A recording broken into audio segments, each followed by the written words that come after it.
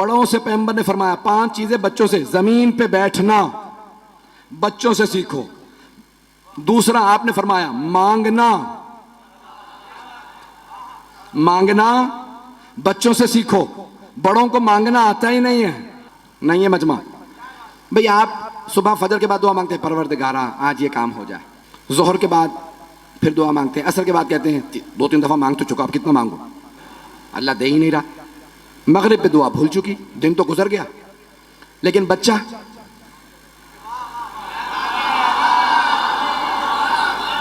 آپ نے بچے سے کہا، بچے نے کہہ دیا بابا مجھے سائیکل لے دیں.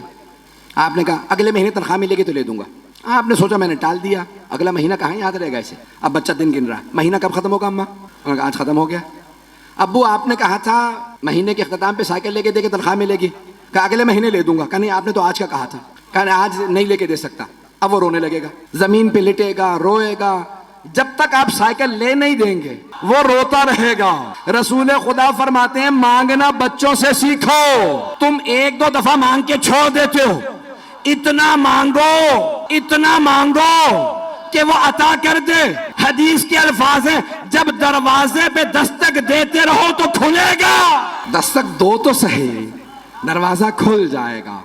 تو آپ نے فرمایا مانگنا بچوں سے سیکھو. شاید حدیث کل مکمل کر دوں، اب وہ کہہ رہے ہیں ابھی کریں.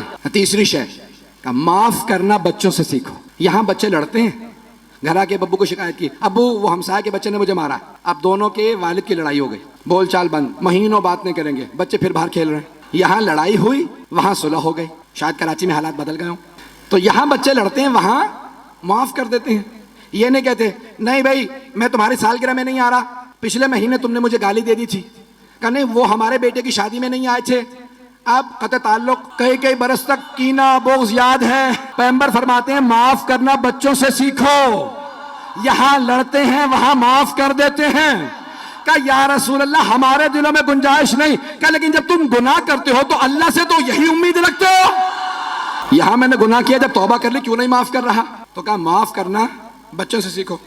پھر پیغمبر فرماتے ہیں مکان بنا کے توڑنا بچوں سے سیکھو. یہ نہیں کہہ رہا گھر گرا دیں. کیا ہوتا ہے آپ نے دیکھا بچوں کو عادت ہوتی ہے مٹی کے گھر بنانے کی. ریت کا گھر بنا لیا، مٹی کا گھر بنایا بچے نے، ماں نے آواز دی گڈو گھر آ جاؤ. یہی نام ہے کامن. بچہ کبھی نہیں کہتا نہیں اماں میں نے اپنا گھر بنا لیا، اب میں اس مٹی کے گھر کے پاس رہوں گا. جیسے ہی ماں آواز دیتی ہے بچہ ٹھوکر مار کے مکان گرا دیتا. یہ نہیں کہتا میں نے مکان بنا لیا کہ اماں نے بلایا ہے. پیغمبر کہتے ہیں دنیا میں مکان بنا لو، دل نہ لگانا. بہت زیادہ تبلیغی تو نہیں ہو گئی، چلیں گے نا. تو آپ نے فرمایا مکان بنا کے توڑنا بچوں سے سیکھو. مکان بنا لیتے ہیں دل نہیں لگاتے. اب ہم کیا کہتے ہیں پروردگارہ میں نے تو دنیا بسا لی اب موت نہ دے. ارے بنے ہو آخرت کے لیے. مولا فرماتے ہیں شہید اصغر نے کتاب میں لکھا جب جنت کا تذکرہ آئے مومن کو شوق سے سننا چاہیے، کیونکہ اس کے وطن کی بات آئی ہے، اس کے گھر کی بات آئی ہے. دنیا سے کیوں دل لگا رہے ہو؟ جنت کے لیے بنائے گئے ہو. اور 5ویں رونا بچوں سے سیکھو. بڑے آنسوؤں کو روک لیتے ہیں. ارے سب لوگ کیا کہیں گے یہ مرد ہو کے یہاں سب کے سامنے رو رہا. نہیں رونا مت. پیغمبر فرماتے ہیں نہیں انبیاء روتے تھے.